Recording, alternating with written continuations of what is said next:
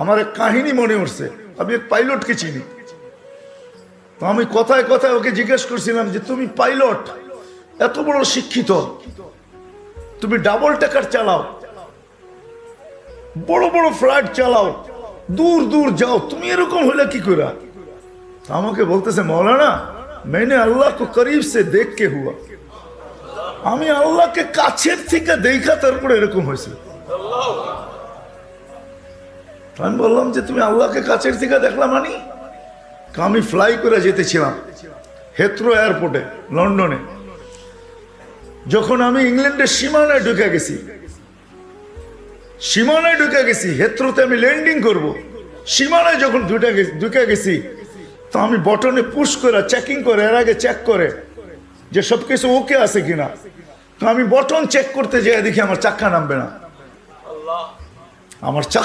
না।